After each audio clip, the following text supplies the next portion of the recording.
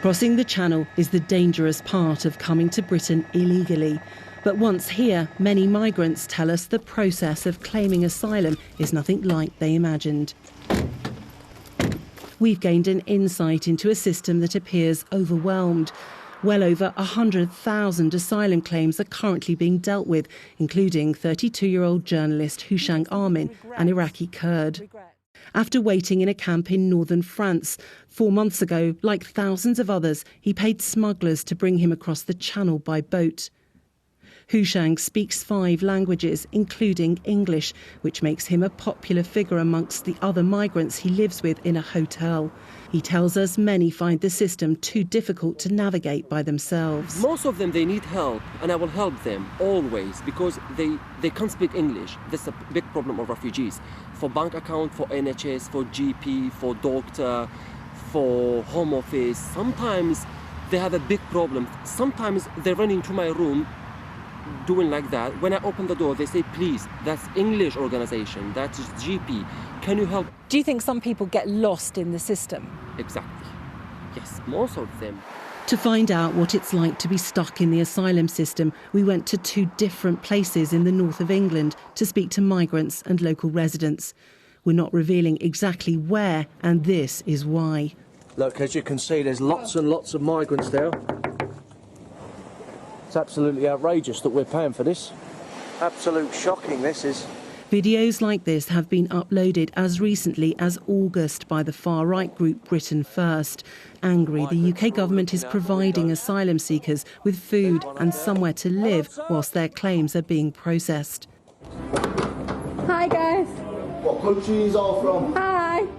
Are you staying in this hotel? The extremists have been targeting migrant accommodation to make their voices heard. Asylum seekers are not allowed to work whilst their applications are being processed. But the number waiting more than 6 months for a decision has gone up tenfold in the last decade, leaving the applicants increasingly rudderless. And as we found, that can sometimes put a strain on relations with the local community. Peter lives near the hotel we visited housing asylum seekers. He says the migrants should be sent back to their own country. I don't know, I'm just thinking for my kids' safety, you know what I mean? I mean, you see them walking around here and that's like on park, but I take my kids on park and I don't like to think, I don't know who they are, where they're from and stuff, you know what I mean? So. But there's no evidence that anyone's caused any problems? Oh, no, I know what you're saying, yeah, but it's just my opinion, that's all. Where to house asylum seekers is a minefield. We went to a complex in the leafy suburbs of another city, illustrating the lottery of the housing dilemma. After they arrive in the UK, asylum seekers are dispersed around the country. They can end up in all sorts of accommodation, whether it's a repurposed empty building, shared housing or a hotel. I know people that have been in the asylum process for several years and have been moved around 3 or 4 UK cities. I have no family here. We met Barzad from Iran, separated from his friend who he crossed the Channel with 9 months ago. I live in Longcorn. Sometimes I come here visit from my friend because I'm alone in the city, you know. But however wearing the process, it doesn't seem to be deterring the migrants. Very difficult life for before. This now is better. Thank you for God. Thank you for England, for government England, for the people, helping for the people. We were given this footage by asylum seekers living in a former army barracks in the south of England. Their sleeping areas separated by curtains.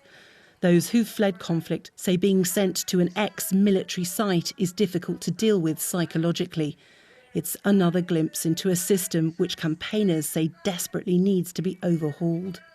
The way to stop the delays is to process the claims of the people who are entitled to asylum and get them working. They didn't ask to be put in hotels for months. What they want is to work and get on with their lives. The faster we get them doing that, the more we don't have the delays and have people in the hotels.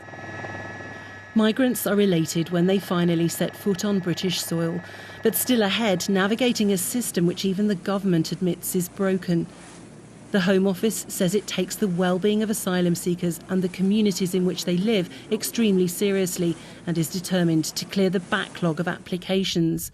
Some face lengthy appeals, and whilst the risk of deportation is low, the unsuccessful may end up living in the UK illegally, never actually part of a society they risk their lives to try to join. Lisa Holland, Sky News.